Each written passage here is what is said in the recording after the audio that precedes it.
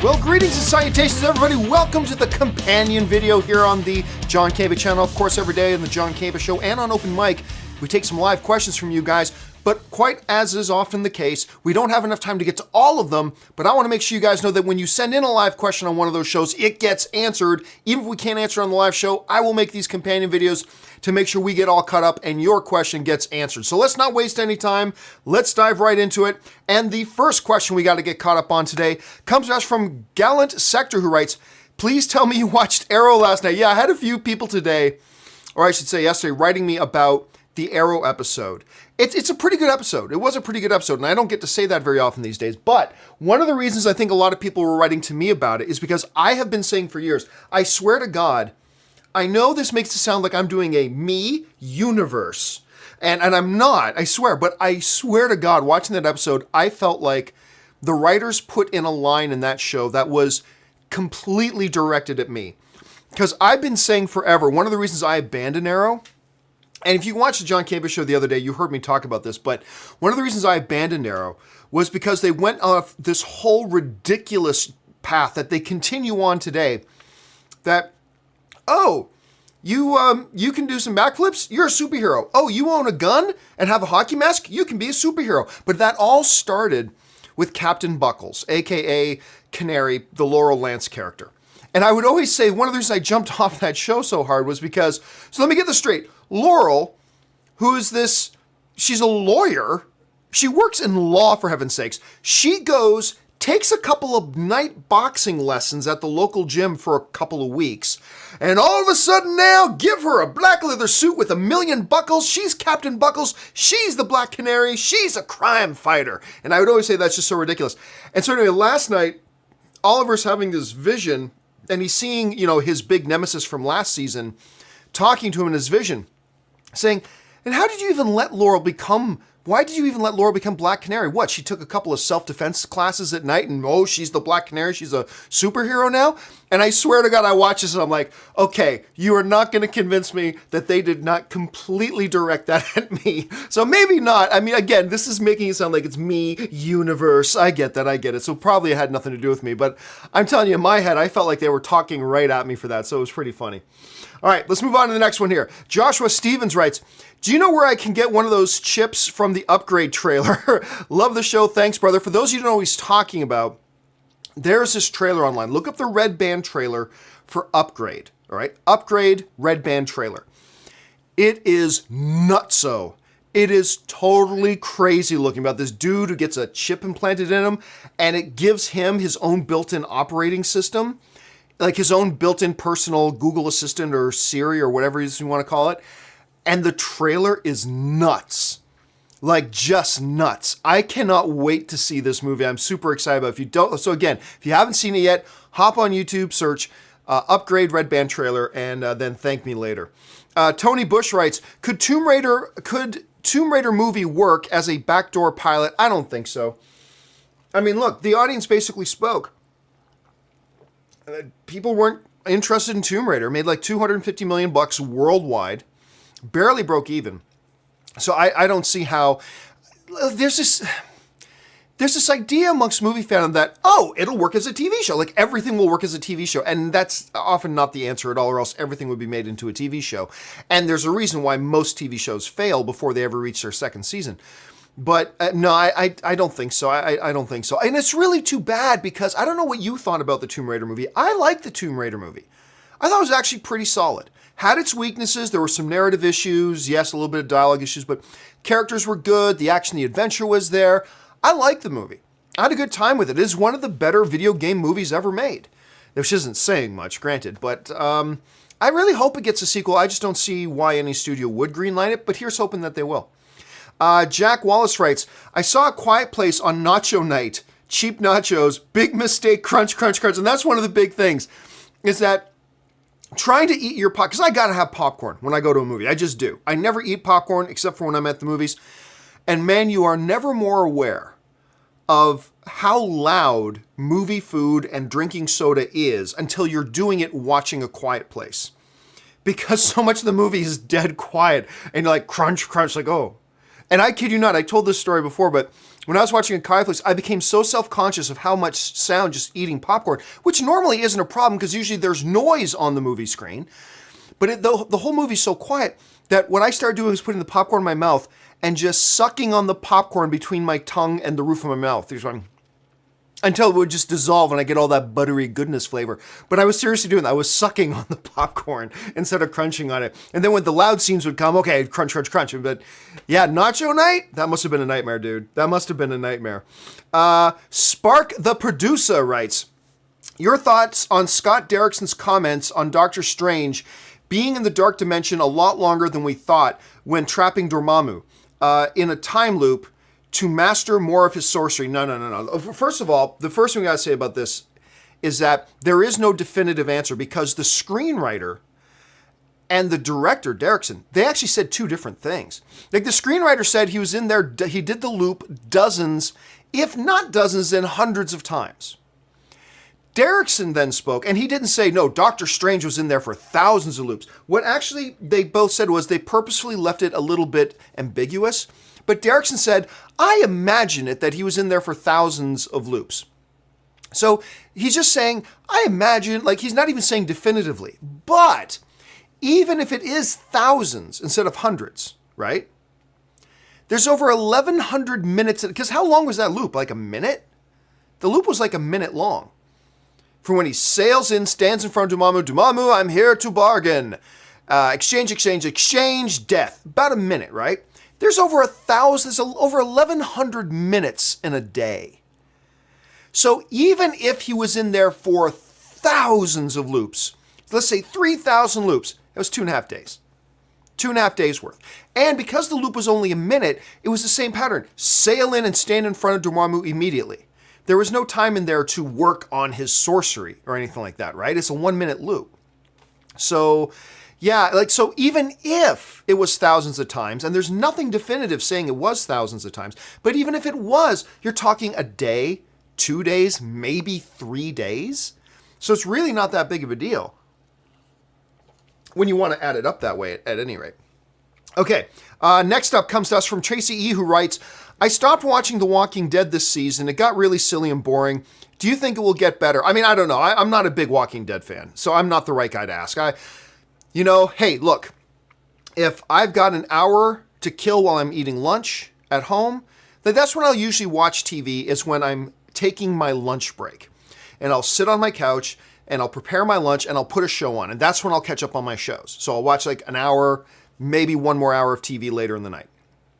And if I'm caught up on all my shows, then maybe I'll pop on a Walking Dead episode. But I don't watch a whole bunch. I mean, I've watched all the episodes up until this past season. I haven't watched everything from this past season at all, but I feel no need to really watch it. So I don't know. I have no opinion about whether, to be honest with you, I liked the first season of Walking Dead. And then I hated the season finale. And I kind of jumped off the bandwagon of Walking Dead at the end of season 1. Because I thought the way they concluded the first season was a cop-out, and it's just, so everything that happened this season was pointless. And that kind of turned me off. So I've been a casual observer of Walking Dead ever since, but not really truly on board with it. Although I do like the Negan character quite a bit, but really not much. So I'm the wrong guy to ask Tracy if I think it's going to get any better, because I haven't thought it's gotten any better for 9 seasons, so we'll just have to wait and see. Matt Painter writes, didn't the Tolkien estate say they wouldn't sell the rights to Lord of the Rings again after Peter Jackson's trilogy? I'm not sure that they ever said that. I'm not saying they didn't say that. I'm not sure they ever said that.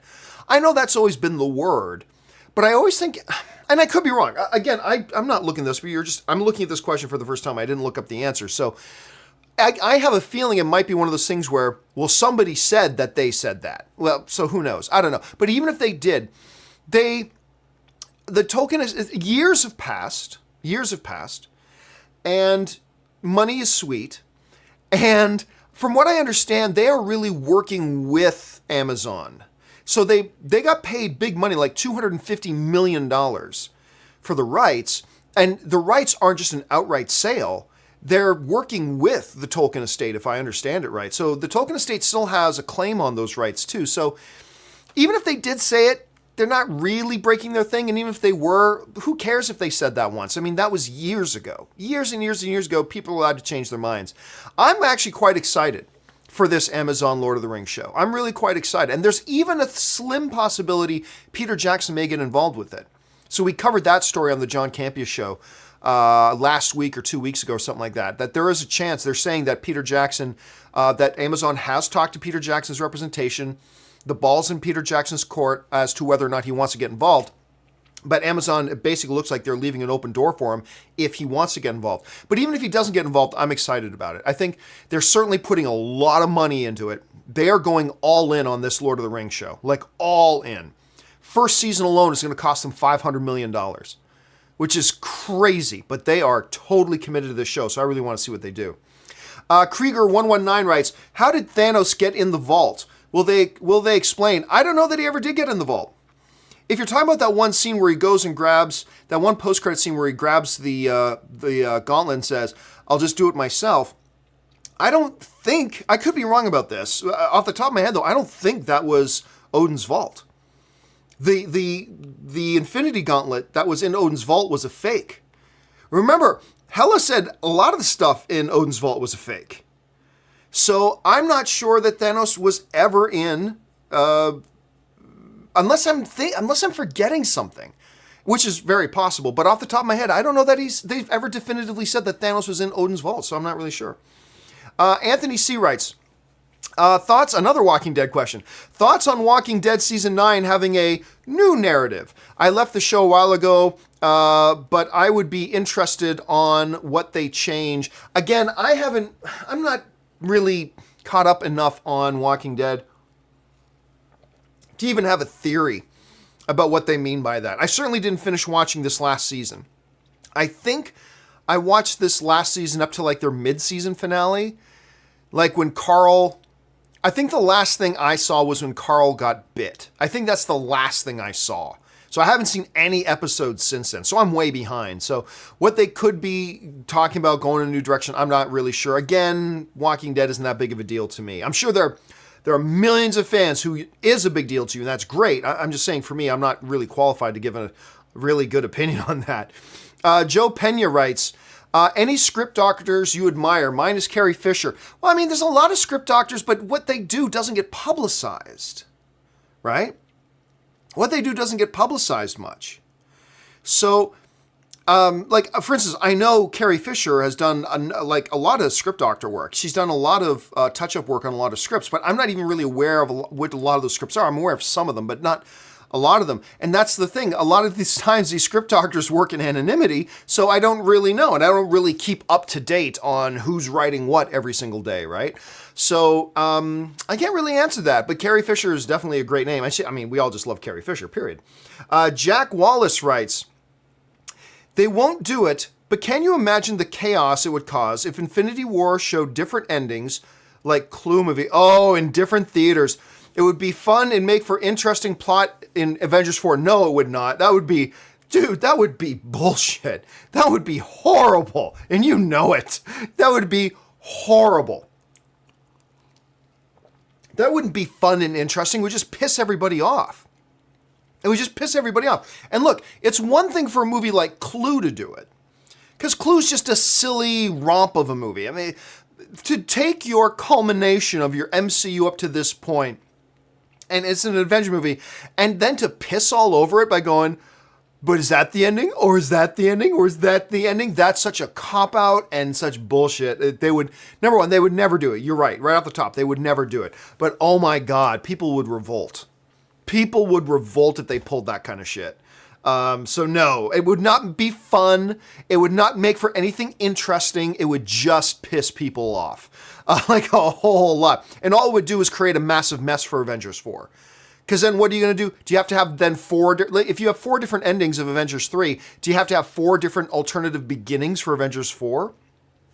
So, yeah, no, Jack. Bad, Jack. No.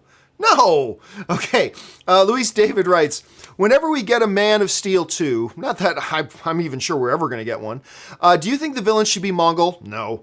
And the gladiatorial planetary weapon known as War World, since few can match Superman power on Earth. Now, that's a little too nonsensical. I think that's something that works great in the comic book pages, but I don't think it's something that works for a live action screen. Again, you never know. I mean, you could look. Who would have thought that you could make? What was I just thinking? Like, who would ever thought they really would have used Steppenwolf in Justice League, right? And they did it. So, I mean, that's totally positive. It's totally possible. I wouldn't think that's the direction they'll go. I wouldn't recommend that's the direction they'll go. But it is within the realm of possibility. It is within the realm of possibility. But again, right back to the beginning of that thing, Luis, I'm not even sold that we are going to get a Man of Steel 2, to be honest with you. So let's cross that bridge first. Am I right? Okay. Infomaniac says, love and support from India. Thank you so much. Pardon me, Infomaniac. That's really, I mean, I'm always floored by how much support I get from you guys in India. Like, it's really just amazing to me. So thank you so much for that, man. I appreciate it. And I appreciate all you guys who watch. Krieger119 writes, nitpick, but how did Blunt do the laundry in A Quiet Place? Before she goes up the stairs with the laundry, she's walking away from a washer and dryer. Yeah, but I might not be remembering this totally right, but I remember that scene. She doesn't use the washer and dryer. She's got a big bucket, like a big pail kind of bucket thing that you see her pulling the laundry out of. So she does the laundry by hand. Quietly by hand, she does the laundry, and then she takes it outside. So no, the laundry never came out of the washing machine. That would be a huge plot hole. if anything, it'd be quiet. Shh. Oh, but don't worry, use the laundry. Because the monsters understand we gotta have clean clothes, right? So that would be a totally valid nitpick, but if I'm remembering correctly, and I've still only had the opportunity to watch Quiet Place once so far, I'm going to go see it multiple times for sure, but if I'm remembering it correctly, she was in a basin is a better word for it. She was using a basin to by hand quietly do their laundry and then hanging it up. Remember, she was hanging the laundry up. So that's that. So hopefully that addresses that, Krieger. Jack Wallace writes, you hear about Simpsons 2 featuring Iron Spider Pig. I thought you were serious there for a second. I'm like, what? No, I have not heard of Simpsons 2. What? But very funny. Everything with Iron Spider. Anthony C. writes, do you think the Titan show will be more like a CWDC show or a Netflix MCU show as far as narrative and tone? Well, if the costumes tell us anything, man, and how much backlash have those costume pictures gotten of Beast Boy, Raven, and Starfire? I mean, there has been backlash over that. And if those are any indication, it looks like they're going more CW. And you know what? That could be totally great. That could be totally great. Not everything has to be grim and dark and serious to be good. I mean, look at Thor Ragnarok. Look at the first few seasons of Flash. You can have a lighter tone, have some fun with it, boom, boom, and it can be great. And so they can go the CW route, and it can still be awesome. Other people, if they go the CW route, that's terrible. Open your mind up. Don't be so closed-minded. There's lots of stuff. Not everything has to be, unless 18 babies die in the opening scene, it's not good. There's no stakes. Yes, there are. I mean, they could go the Netflix MCU route and be totally awesome, but they can go the CW route and be totally awesome too. It's all up to the quality of their showrunners. It's all up to the quality of their scripts and the quality of their characters and the quality of the stories that they're telling. And if you're telling it with a fun, light tone, great, it's going to work. If you tell it in a darker, more gritty tone, great, it's going to work. It's all about how good is your storytelling. And it can work either way. I kind of feel like they're going to go the CW way, but I will have no qualms if they go the Netflix way either. Either way, it doesn't matter. It doesn't matter. All it comes down to is the stories they tell and how they tell them. That's all that matters. And whether they adopt a dark, gritty tone or a light, more fun tone is great. But if you don't have good stories to start with, if you don't have a good narrative and you're not good at developing your characters, then what style you go with will be completely irrelevant. So let's just hope they make a good show. Let's just say that. Let's see. Apple was my idea, writes, hey John, any chance of another cutscene review anytime soon? If so, could you review Black Ops 1? I think it could make for a great game to film adaptation. Love the Cold War era setting. Thanks. Yeah, for those of you who don't know, I got in the habit, I tried 3 or 4 of them. I did like these cutscene reviews where, there are people who take the cutscenes from popular games and edit them all together in such a way that you get your one coherent long movie, right? I did that for Injustice: Gods Among Us, which is still the best one I've ever seen. As a cutscene movie, that was the best one I've ever seen. But you know what? Uncharted 4 I did, which was great. I did one for Last of Us, which was really good. I did one for Red Dead Redemption, which is a great game, but as a narrative cutscene movie, it wasn't all that great, but whatever, that's fine. So I've done a number of them. I tried to do the Telltale Batman one, right? And I couldn't get through it. Like, I was just bored to tears. I was just absolutely bored to tears. And the reality is, not a ton of people were watching the cutscene reviews anyway. So I don't know. I am considering, because God of War comes out here pretty soon, right? The new God of War is coming out. So I'm thinking about doing one for that. And then I'll see if there's a lot of interest in people still watching those. I got a kick out of doing them, but if nobody's going to watch them, there's not much point. But let's see if people have interest when I do the God of War one. But that will probably be my next one. But then if it keeps going on, then I will definitely keep an eye on for Black Ops. Dylan Foreman writes, "Hey John, love the show." Thank you so much, Dylan. Favorite supernatural character other than Sam and Dean? Oh, Crowley. Yep. Crowley, beyond just like one of my favorites in Supernatural, he was one of my favorite characters on television for a good 5 years. Like, seriously, for a good 5 years, he's like, Crowley's just been one of my absolute favorite characters on television. I love that character. Castiel is great. Chuck is great. They've had a number of really wonderful characters, but Crowley, absolutely Crowley for me. Samuel Varg writes, watched a really good documentary a few days ago, Prince of Peace, God of War. Have you seen it? For those of you who do not know, Prince of Peace, God of War is my documentary. It's a documentary that I made a number of years ago, a long time ago, actually, probably like 13, 14 years ago I made it. Maybe not that long, but it's been a long time since I made it. And basically it was around a topic that was very important to me, which was, here's the basic thing of it.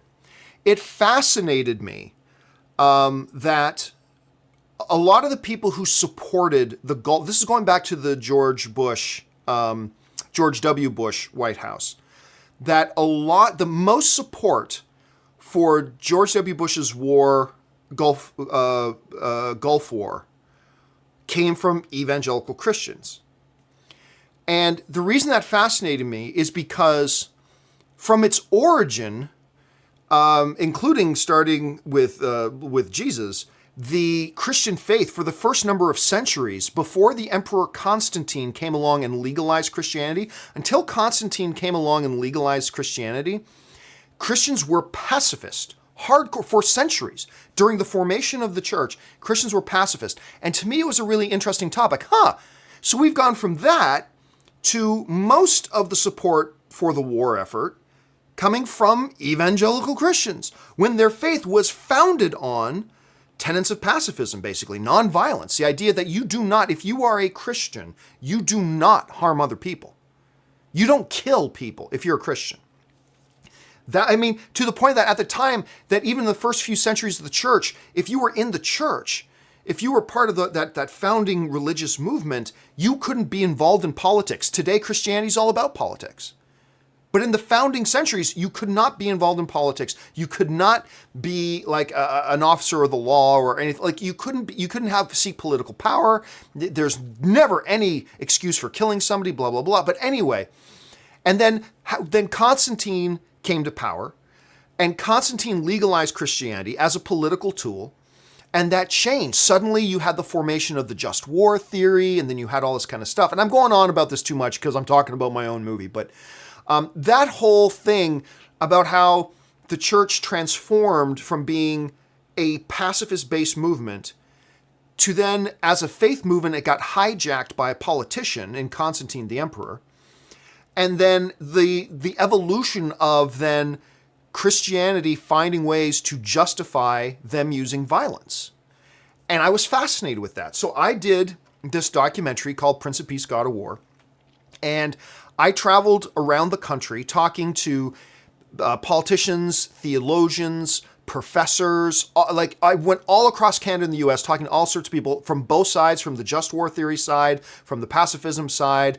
It was actually one of my biggest thrills of doing it was I got to meet with a guy by the name of Dr. Tony Campolo, also known as Anthony Campolo, but he goes by Tony Campolo. And Tony Campolo was the spiritual advisor to President Bill Clinton. And right, just at that, a lot of people would roll their eyes. But Dr. Campolo is brilliant, and I just love the guy. So I had a chance to go to his university in Philadelphia and sit down and talk with him and interview him for an hour to be in my movie. And that was great. So anyway, that was my documentary that I did. So anyway, there you go. Wes Grant writes, last one. I don't hate A Quiet Place. I have positives like the acting. I came out distraught. Girl asked, what's wrong? I said, my role model, John Campia, liked this movie, but I think it's okay. She said, who's that? Well, no, I'm distraught. No. Well, that's fine. All film's subjective. You should not like every film that I like, and you should not dislike every film I dislike. You should have your own point of view and opinion. The idea of us being a film fan community together is not about us having the same opinion on every movie. Not at all. Look, if you didn't like A Quiet Place, you didn't like A Quiet Place. I loved it. You not liking it doesn't change my love of it, and my love of it shouldn't change your dislike of it. There's nothing wrong with that. So don't be distraught. It's okay. It's totally cool, man. That's the beautiful thing about movies, man, is the pure subjectivity of them. All right. History Soup writes, last night's Arrow was awesome. Hopes for next season. I didn't think it was awesome. I thought it was okay. I thought that episode was okay. I was just thrilled with the John Campia universe aspect of it in that. I thought that one was kind of fun. Ali Hussein writes, Oliver is going solo just like you are. To be honest, I like when he was working solo, just like in season 1 and season 2. Well, the thing is, like, I like that era the best. But remember, that was also getting into the Trinity era, where it was Oliver, Diggle, and Felicity. It was the three of them. That is when the show was at its best. And even when Roy got involved, that was okay too. Even when Roy got involved, that was okay too. But really, when Arrow to me was at its absolute best was when it was the Trinity. Those early days of number 1, him being solo, and number 2, when it was with the Trinity, him, Diggle, Felicity. And they had the book. See, to me, the book was kind of the MacGuffin. It was the driving force to me of the show. Kind of broke my heart a little bit when he got rid of the book, with all the names. That broke my heart a little bit. So I don't know if they'll go back to the book or not. They probably won't. But anything that gets them back towards the spirit of the first couple episodes, I'm on board. Because this damn Civil War storyline they have going on is sad. It's just sad and pathetic. Ali Hussein writes, have you seen the latest episode of Supernatural? I certainly have. Lucifer and the priest scene was funny as hell. It really was. I mean, the bedroom scene. Yeah, for those of you who don't know what he's talking about. So Lucifer in Supernatural has, at the end of the other season, God and his sister, yes, in Supernatural, God has a sister, who have been estranged from each other for millennia. So God and his sister reconcile. And God is, of course, Chuck. And he decides he needs to leave. That him and his sister, I think her name was Amara, that him and Amara need to just go and bond. They just need to go and bond. So he leaves the universe again. And he leaves it in the hands of humanity to deal with their own problems. So anyway, the angels get all pissed off at that. I'm giving you a quick summary here. So the angels are all pissed off. And Lucifer is now out of the cage. So Lucifer returns to heaven, and he's like, I'm taking over. So now Lucifer, the character Lucifer, is the new god.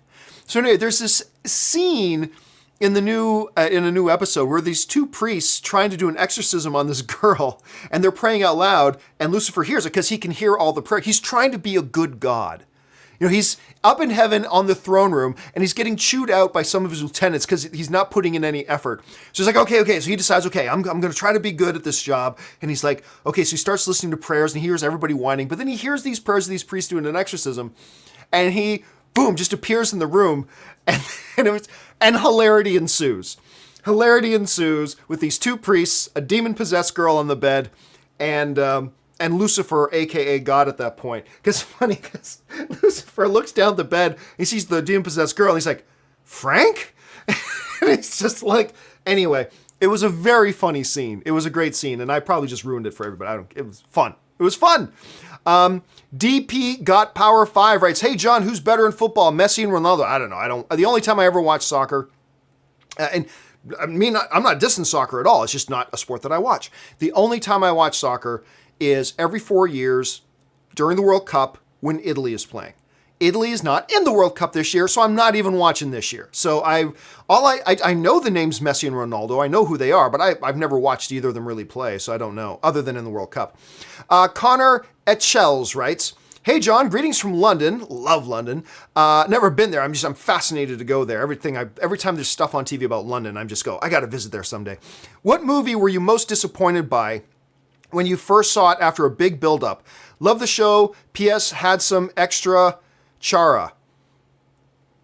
Don't know what you're talking about, but to me, not everybody hyped this movie up, but I remember I was so excited.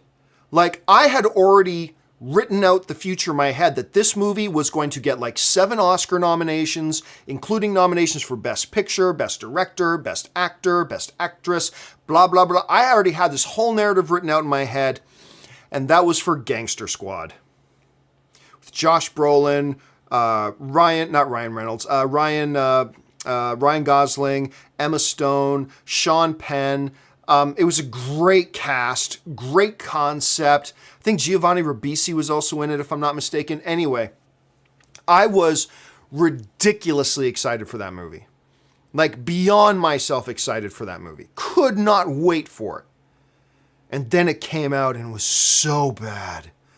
So, like, my heart broke.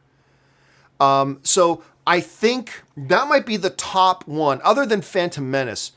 That might be the top film for me that that had such a disparity between where I thought it was going to be and where it ended up being. I go into lots of movies that I think will be good and they end up being bad, whatever. So I thought it'd be good, ended up being bad. But I mean, this one I thought was gonna be like this good and it ended up being like this bad, right? So I was like devastated, just devastated over that. So Gangster Squad, that's the one for me. Curtis Lopez writes, "I want to take time to recognize one of the greatest scenes in film history. Vito Corleone death is a perfect scene. The acting, directing, tone, God." I mean, it is a great scene. The death of Vito Corleone in The Godfather is outstanding because it wasn't dramatic. It was, you felt the moment. And there is something so magical in filmmaking and sobering in filmmaking about this man who was a god to other men. This man who determined who lived and who died and all this kind of stuff for most of his life. And he dies an old man running around a garden with his grandchild. It's powerful. It's moving. It's such a simple scene, but done so masterfully that it had maximum impact. You know, the funny thing is, if you had read that scene in a script, you would have thought, oh, that's kind of a throwaway scene. But then you watch the way Coppola directs that scene and the way it unfolds, and it's like, it's so powerful. It's so powerful. And of course, then you fast forward to The Godfather Part 3 with Michael Corleone and his death scene, and very reminiscent in many ways of it, except that he dies. Vito died playing with his grandson. Michael died alone. So there's a tragedy in that too. But yeah, you're right. Absolutely brilliant scene. I love it. Let's see. Curtis Lopez writes, "The scene is from Godfather." Of course, yes, absolutely. It's from Godfather. I don't know another movie that really, a popular movie that has Vito in it. That's why when I was reading it said Vito, I just instantly said Vito Corleone. Anyway, TLL 1980 says, "What's your favorite Daniel Day-Lewis movie? I haven't watched all of his films, but the ones I did watch, The Last of the Mohicans is my favorite. Last of the Mohicans is wonderful. There Will Be Blood is probably my favorite Daniel Day-Lewis movie. It's absolutely my favorite Daniel Day-Lewis performance. I will make an argument that it might be the single greatest male lead actor performance of all time.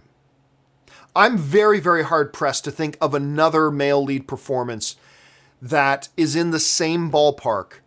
And maybe some get in the same ballpark, but aren't quite at that level of Daniel Day-Lewis's performance as Daniel Plainview in There Will Be Blood. It is just one of the most astonishing performances I have ever seen. And one of the reasons why I consider personally Daniel Day-Lewis to be the greatest actor of all time. But yeah, it's that one. There Will Be Blood is my favorite film of his. All right. Ali Hussein writes, have you seen Suicide Squad Hell to Pay? Still haven't watched it. It's funny because over the past couple of weeks, I've had that same question sent in to me like 5 or 6 times. See Hell to Pay, see Hell to Pay. And everybody's really talking very highly about it. Now, if you watch me, you know I'm usually not big on either Marvel or DC animated stuff. I find most of them to be pretty garbage, to be honest with you. There's a few exceptions from Marvel and from DC. There are a few exceptions, yes. But generally speaking, I find most of them to be trash on both sides. But I'm having a lot of people tell me that this Suicide Squad one's really good. I've watched the promo stuff for it, and the promo stuff looks really promising. I also like that Christian Slater does one of the voice. I don't know why. I've always got a soft spot for Christian Slater. But I'm very much looking forward to seeing it. But no, I have not seen it yet. I'll probably do a review for it, probably in the next few days. I'll watch it and do a review for it. The number Thor writes, Arnold Schwarzenegger is my favorite action star. My friend said that Stallone is the better action star. I say Arnold is the better action star and Stallone is the better actor. Would you agree? Stallone is definitely the better actor. And if you don't know that, just watch his Rock, or especially the early Rocky stuff, or watch Copland. If you want to see how good of an actor Stallone can actually really be, watch Copland. He's really good. And you know what? Schwarzenegger in his old age has actually become not a bad... What's that movie he did where his daughter... hold on a second. I think the name of the movie... the name of the movie is the name of his daughter, I think, in the movie. So it's kind of a zombie movie. And his daughter, Maggie, the movie's called Maggie. And he co-stars in Maggie with Abigail Breslin. And Abigail Breslin plays his daughter, and she gets bit. She gets infected, right? And she's only got a couple of days left to live before she turns. And instead of destroying her, instead of turning her in, or all that kind of stuff, he decides to spend her last few days with her. And it might be, certainly not Arnold Schwarzenegger's best movie by any stretch of imagination, but it might be, from a pure performance point of view, might be Schwarzenegger's best performance. It ain't Oscar-worthy or anything like that, but it might be his best performance. But anyway, I think Stallone is definitely the better actor.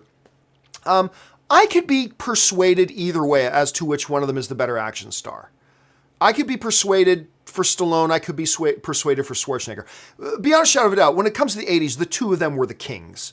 They were the kings of all they surveyed when it came to the action film genre. It was Stallone and Schwarzenegger. Definitely Stallone the better actor. Maybe Schwarzenegger the better actor star, but I could be convinced either way. Jericho Leon writes, greatest fear for Infinity War. Established characters getting killed off forgettably, like X-Men The Last Stand, or like Thor's friends in Ragnarok. You know what? That is one of my issues with Thor Ragnarok, and I love Thor Ragnarok. One of my issues with that film was that you had these characters who were key characters in the first 2 Thor movies, like the Warriors 3 and Volstagg, anyway, and just so forgettably, other than Hogan, they just boom, barely even had one line. Just Hela shows up. Oh, hi, look, I'm in this movie. Oh, I'm dead. And it was like, it just got treated very second-handedly. It got treated very second-handedly. I mean, it still hit me as an audience member because I loved those characters. So seeing them just die like that, because I love those characters, especially in the first Thor movie, and to seeing them just die, that had a big impact on me as an audience member, but it was treated so flippantly that they didn't come back to it. So it had made its impact, but then they didn't even address it later on. And I really wish they had. That would be a fear. Like if you kill, I don't know, let's say Hawkeye. Let's say they kill Hawkeye. If Hawkeye dies, like at the beginning of the movie, Hawkeye runs to 7-Eleven to pick up some donuts for the crew, and then he gets hit by a bus walking across the street, and then they never talk about it again. Yes, something like that, or just treating them very out of hand, that would be unfortunate. I mean, certain characters you can kill off with a little bit more dismissiveness than others. But like if you kill off an Iron Man, and I'm not sure they will, if you kill off a Captain America, and I don't think they will, but if you do, you better have some dramatic impact there. And you got to treat it like that. So I completely agree with you, Jericho. But I think they will treat it right. Chris Martin writes, John, do you own the Star Wars Despecialized Editions, Harmonies? No, I don't. I've watched them, and I've enjoyed them very much, but I do not own them, as a matter of fact. To be honest with you, I'm not even sure I know how to own them. R.O. Olson writes, let's talk about Dinklage in Infinity War. Thoughts? Is he going to be dwarf blacksmith that will make a new hammer for Thor? I don't think so. I think he's just going to be a voice of one of the Black Order. That's what I suspect. I don't know that. I haven't done a lot of research into who is Peter Dinklage playing in Avengers Infinity War, but here's the thing. They may have said otherwise, but when I hear that one line in the movie that this is the end of your world or your time is at an end, that's not Thanos, that's somebody else. And to me, that sounds like Peter Dinklage. And I think it's one of the Black Order saying it. So I suspect, but I could be dead wrong about this, and you guys might already know that I'm wrong about this, so be it. But my suspicion is he's just doing a voice of one of the Black Order. That's what I think. Could be totally wrong about that. I don't think he's going to play a dwarf blacksmith or anything like that, but you never know. It totally could. Square Geek writes, I need a Moon Knight Netflix series and a Sentry feature and eventual Avengers member. It would also be a great touch on top of to touch on the topic of mental illness. The Moon Knight thing, you know, I've been involved on shows where we've talked ad nauseum about the possibility of doing Moon Knight, right? Like we've talked about that in depth. Certainly not. Sentry is also a topic that's come up a number of times. A Moon Knight Netflix series is tricky. I'm sure, I mean, look, just making Moon Knight into a live action thing is tricky. Not impossible, not unadvised, just tricky. I think we would all acknowledge it. It'd be tricky to do that one right. But it would be fascinating to see. You know, I'm finding more and more, there are more people kind of joining the chorus suggesting that. Now, a number of years ago, I would probably object and say, well, look, no one's heard of Moon Knight outside of hardcore comic geeks, and we are a fraction of a minority amongst movie fans. But hey, not a lot of people outside of comic books had ever heard of Deadpool. Not a lot of people outside of comic books were really familiar with Black Panther or Doctor Strange. You know, not a lot of people outside of comic books were aware of Cyborg. So, I mean, I think the more and more we get characters like that getting more of the spotlight, every time that happens, I think a chance for like a Moon Knight project, be it movie or television or whatever, I think the chances get greater and greater. So, I mean, we very well could see something like that happen in the near future. Christopher Hamker writes, do you think they will take a Star Wars story title off of Solo like they did with Rogue One? The title is not there in the actual film Rogue One. Well, I mean, yeah, but the actual title of Rogue One still is officially Rogue One, a Star Wars story. It should just be Star Wars Rogue One. That's all I ever refer. That's how I hear most people refer to Rogue One. They either just say Rogue One or they say Star Wars Rogue One. And that's how it should be said, because a Star Wars story is stupid. I love Rogue One, but a Star Wars story is stupid. I used to love the idea when they just called it Anthology. Remember, originally Rogue One was going to be called Anthology, Star Wars Anthology. I dug that. A Star Wars story. It sounds like Twilight. It sounds like Twilight, and so it's dumb. I refuse to call Solo a Star Wars story. I just call it Star Wars Solo, or I just call it Solo, because that's to me is what it is. But no, they did not take it off the title of Rogue One, and I do not suspect they will take it off the title of Solo either. And as you know what, as much as I hate a Star Wars story, that's the name of the movie. You don't change it after the fact. I mean, they could if they wanted to, but I don't think you should. Even though I don't like the title, that is what the title is. So you got to leave it. I don't like this going in and changing titles after the fact. So I think they should leave it. If they change the name of the Solo movie before the movie comes out, great. But once that movie opens, when it's called Star Wars Solo, a Star Wars movie or a Star Wars story, then that's what it officially has to be called forever, I believe. I'll never call it that, but that is what the official name should stay. And that's coming from a guy who doesn't even like it. Esther Cuenca writes, I mean, filmed in Chinese in addition to English. Oh, I remember that. Okay, so that was on the show earlier today. Esther asked a question about what if they shot the upcoming Mulan movie in Chinese? They shot it in Chinese. I said I really don't see them doing that because in North America, which is the biggest movie box office territory in the world, the biggest movie market in the world is the North American box office. That's just what it is. and they went out of the way to get all these Chinese actors who can all speak English to do the movie. So I don't see them doing it in Chinese. So Esther has followed up saying, what if they filmed it in Chinese and filmed it in English? Well, then that doubles your budget. It doubles your budget. Because now you've got to shoot everything twice. And then when it's shot, any scenes that have dialogue in it, you got to redo the visual effects. You got to redo this. And you're doubling your shooting time because now you got to do everything twice. So no, I can't see them doing that. I mean, in theory, where everything is free and nothing is hard to do, yeah, in principle, why not do that? Why not shoot it in 8 languages? But practically speaking, now you are literally doubling the time of your movie shoot because now you got to do everything twice. And you already shoot every scene like 18 times. Now you got to do it like 36 times. So I don't see them doing it. But again, I'm not going to sit here and say that they won't do it. It's possible. I just don't think they do it for the reasons I've already explained. But who knows? Who knows? We've seen stranger things happen. Anthony Cullen writes, I've been waiting to know, where can I buy that hat? Oh, you're probably talking about my Rebel Alliance hat. I'm not sure. I got it as a gift. I'm not, so I don't know, but I'll look into it. I'll see if I can find a word. But yeah, I love that hat. That hat is kind of like a part of me now. It's like when people send me fan art of me, they'll often include that hat on me because I wear that hat a lot. I love that hat. Let's see. Andrew White writes, doing a double feature to celebrate the end of this semester at university. What 2 films should I see? Quiet Place, Isle of Dogs, Love, Simon, or Rampage? It all depends. Look, if you say to celebrate, then I would instantly take off that list Love, Simon. I like Love, Simon very much, actually, but it's not a celebrate movie. To me, you want to celebrate, you want to go out and have some laughs and some fun and blah, blah. So I would take out Isle of Dogs. I'll go Quiet Place and Rampage. You're going to be thrilled, suspense, scared, hooting and hollering, laughing at that type of a double feature. So yeah, I would go Quiet Place and Rampage. I'm not saying those are the 2 best films on the list, although Quiet Place is the best film on that list. But if you're in like a celebration mood, I would suggest Quiet Place and Rampage. Let's see.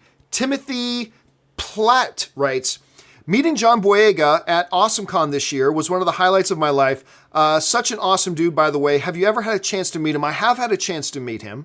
Never had a chance to sit down and interview him or anything like that, but I have had a chance to meet him ever so briefly, though. So I couldn't tell you. I've heard he's very nice, but I couldn't tell you if he's the nicest guy in the world or a total jerk. I mean, I just don't know because I only met him ever so briefly at might have been at one of the premieres. I met him briefly, but that's really the extent of it. But from all the reports I hear is that he's a super chill guy to talk to. So I've heard nothing but good things about John Boyega at this point. Maybe one name writes, do you think Luke ever got his power? Do you think Luke ever got his power converters? Maybe that's why he disappeared. Maybe after the fall of his Jedi temple and Kylo Ren betrayed him, he just went, fuck it, I'm going to go get some power converters. And he went off on a long journey to get them. Who knows? Maybe that's what happened to him. That's what episode 9 is going to be all about. Trevor Johnson writes, hey, John, it's April 14th in Minnesota. I'm snowed in a blizzard warning. Thanks for always being my go-to entertainment. Love open mic. Yeah, don't you hate like unseasonable weather? Like when it's Christmas time and there's still green grass outside, or it's this time of year and the winters. I mean, freak weather, man. Freak weather happens all the time.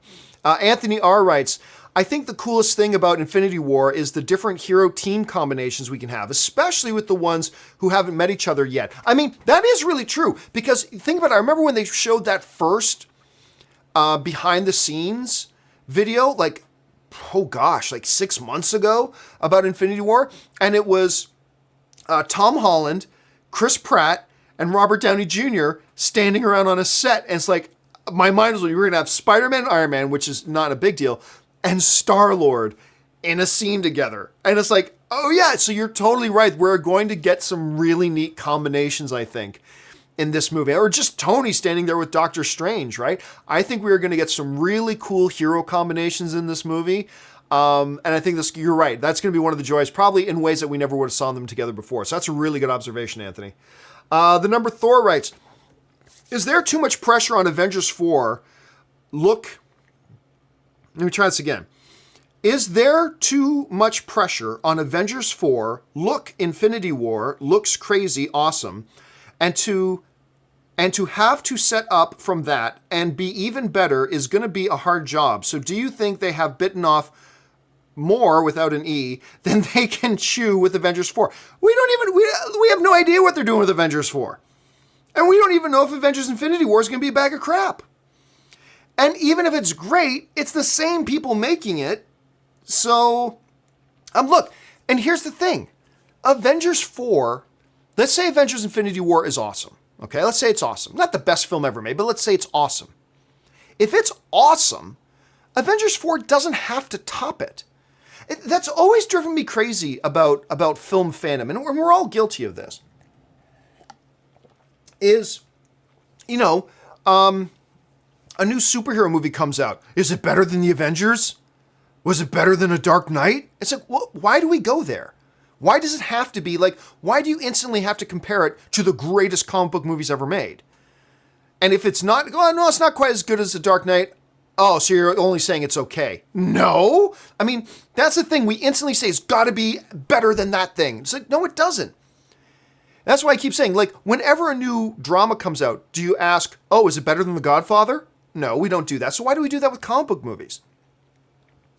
All we should ask for and hope for is that it's a good movie. Look, if Avengers Infinity War comes out and it's a 9.8 out of 10, and who knows, maybe it'll be crap, but let's say it's a 9.8 out of 10, okay?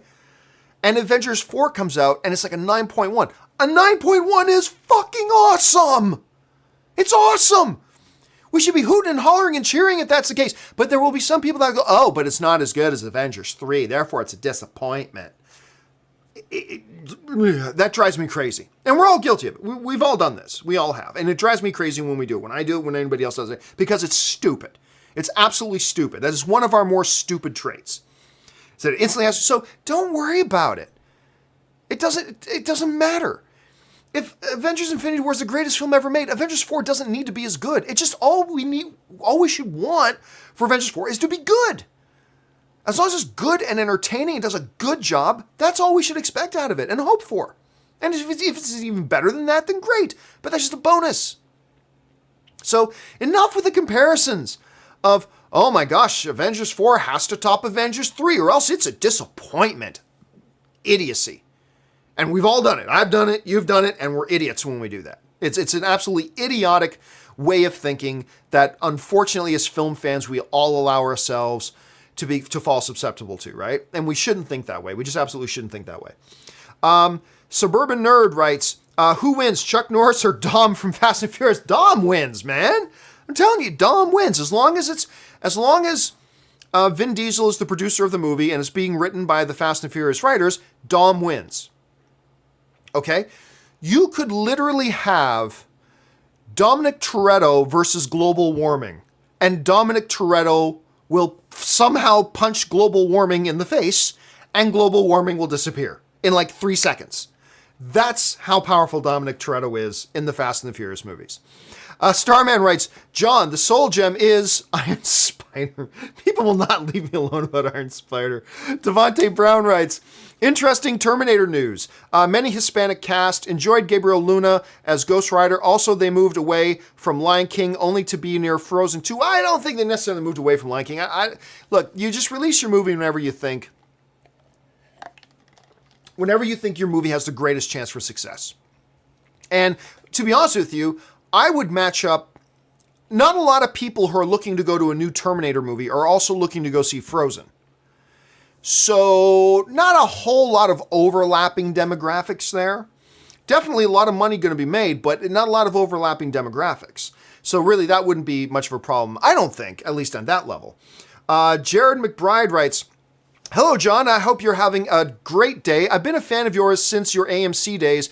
I would love to see a crossover with Supernatural and Arrow. Don't laugh. That's totally possible. Because Jared Padalecki and why am I forgetting the name? It's only like one of my favorite shows. It's Jensen Ackles, Jared Padalecki, and now I'm forgetting the name of the dude who plays Arrow. Why am I forgetting the name of the dude who plays Arrow? I only have had him here in my house. So Stephen Amell. Why am I suddenly freezing on all these names? Anyway, they're like really tight buddies, those three. Like really tight buddies. And they have talked, and actually Stephen Amell has openly talked saying he would do it. He would love to do it. And because when you think about it, out of any potential show that would fit in with Supernatural would fit in with all of its crazy stuff and all the nutso stuff that they do, it would totally work. You know, Arrow could be facing some kind of new supernatural threat to his city, and all of a sudden these two guys, like Felicity look, all we know is there was this vampire, and then this black Impala showed up, and these two dudes took out the vampire. So these friends or foes, we don't know. We better find out. And it's Sam and Dean, right? You could look, if you could do Supernatural with a Scooby-Doo episode, if you can do Scooby-Doo, you can do a Supernatural and Arrow crossover. And I, for one, would love to see it. I think it would be a ton of fun. I think it would absolutely be a ton of fun. Okay, Rohit Mukudan writes, fan since before Man of Steel, Ready Player One was fantastic. It had real heart, certainly did. Wow, for something similar and good, try Summer Wars. Thanks for being here every day. Summer Wars, you say. You know what? I'll be really honest with you. I am not familiar with Summer Wars. Okay, so this is a foreign film out in 2009. I clearly do not recognize anybody in it. I can't pronounce anybody's name, but that's cool. The original title is Sama Uzu. So I'm not quite sure what language that is for. I'm guessing it's a Japanese film because I'm looking at some of the name of the cast and they seem Japanese. So, and it looks like it's an animated film too. So I'll be honest with you, man, I've never heard of it. Thanks for putting it on everybody's radar. Okay, Phil Lee writes, Skrulls are green, which makes using green screen impractical. Hence, green Captain Marvel suit to use a different color back screen. Well, first of all, I'm not even sure there's going to be a green Captain Marvel suit. Remember, when those like behind the scenes pictures were taken, they weren't even shooting Captain Marvel yet. Jason Inman and I were talking about this on my show the other day, that it's really the 90% chances that what they were doing when those pictures were taken of Brie Larson in the Captain Marvel outfit, that was probably just costume tests and some test shooting.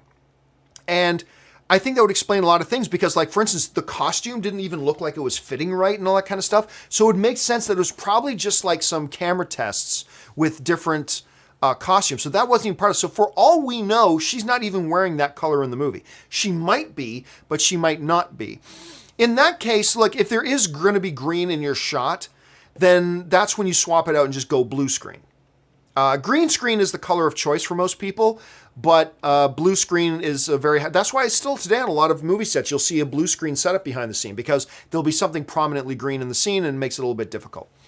Let's go. Andrew Di Benedetto writes, think Cap was injected with the Soul Stone in Captain America 1.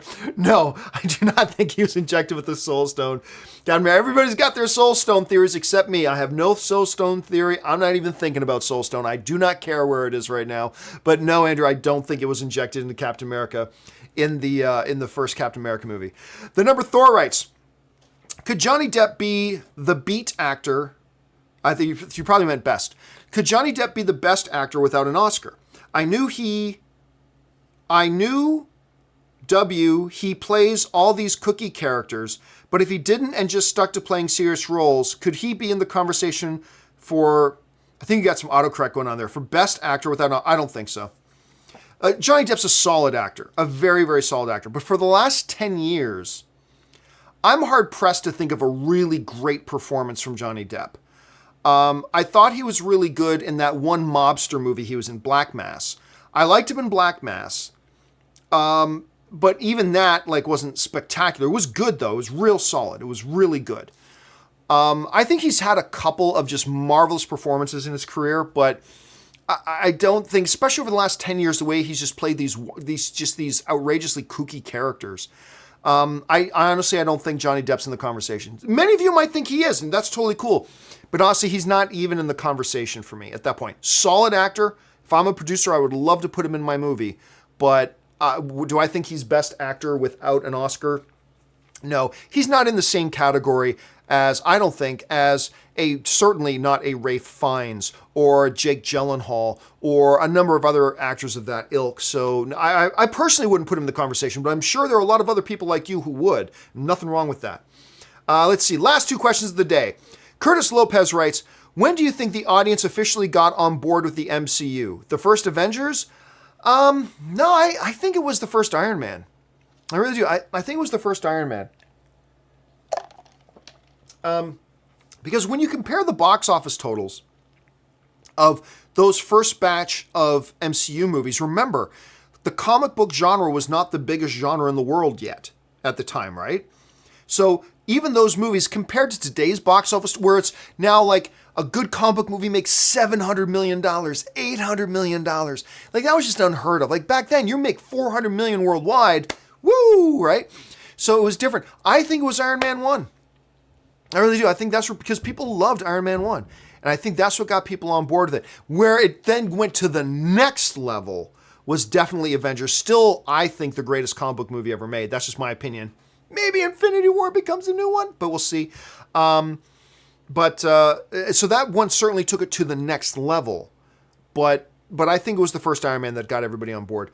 And the final comment today comes to us from Curtis Lopez, who writes, sorry, Toronto Disneyland is an April Fool's joke. Yeah, I found that out yesterday, as a matter of fact. So there was a report that went out that Disney was going to invest like billions of dollars and make a Disneyland in the Toronto area, which makes sense. Toronto is one of the greatest cities on the planet, and its huge population density. It's a no-brainer. What I didn't know was that report was put out on April 1st. And as it turns out, so I did a little fact checking, turned out that was just an April Fool's joke, but that somebody put out as a report and blah, blah, blah. And it just kind of spread around. And so I was getting, so people would ask me, hey, are you excited about a Disneyland opening up in Toronto? I'm like, yeah, I just heard about that. That's great. Yay. And I didn't even question the authenticity of it because it seemed to make sense. And it's not a movie issue, so I didn't research it to find out its validity because it wasn't a movie issue. But then I just, out of curiosity, I started to look it up and realized, oh, this was a fake story. It's not true. So yeah, I was kind of disappointed because I think a Disneyland in Toronto makes total sense. All right, guys, that will do it for me for today. And hey, listen, for those of you still stuck around to the end, I'm going to let you know a little bit of an announcement here. Starting on Monday, for at least a week, I'm going to be trying a new little experiment. And that experiment is, here's the thing, all the way back in my days, ever since I started and created Movie Talk, it was always a show in the morning, which meant the movie news we were talking about, and that I still do today on the John Campus Show in the morning, was yesterday's movie news. And that's always been a little bit frustrating to me. So what I'm going to do, I'm going to try a little experiment starting on Monday for about a week, where I'm actually going to do open mic in the morning and do the John Campus Show in the afternoon. I'm going to do the John Campus Show at 3 p.m. Pacific Standard Time. That's 6 p.m. East Coast time. And we're actually going to be able to talk about today's movie news, which I'm very excited about trying. Now, that whether or not I can pull the show together that fast and all that kind of stuff, I had phone conversations yesterday, with Ray and with Jonathan to talk about, can we pull everything together that we need to pull together in time to do a show on that day's movie news in the afternoon. And it's going to be a challenge. And it's going to be a challenge to see if it's something that you guys like. It's going to be a challenge to see if it's something I can even pull off. But I'm going to you know me, I like to test things out, because if it doesn't work, I can just go back to the way I was doing it before. But I want to test this out, so I'm going to test it this week. I put out a feeler to you guys, asking you guys, what would you guys think about me doing this the other day? And I got a lot of really good positive feedback from you guys. So that has emboldened me to go, okay, you know what then? Going to pull the trigger and going to try it. So starting on Monday, in the morning, it's going to be open mic. In the afternoon will be the John Campus Show, talking about that day's movie news. So instead of watching the John Campus Show at 8:30 in the morning, talking about movie news that's like 20 hours old, we're going to be talking about movie news that came out that day. And I'm kind of excited about that. It may not work. It may not work. If it doesn't work, no problem. I am not afraid for things to not work. Because if you're afraid of things not working, then you'll be afraid to try new things. And so I'm never worried about if something doesn't work. If it doesn't work, it doesn't work. But I want to try. And we'll see if this thing goes over well or not. Okay, guys, that will do it for this installment of the companion video. Thank you so much, guys, for being here. My name's John Campia, and until my next video, bye-bye.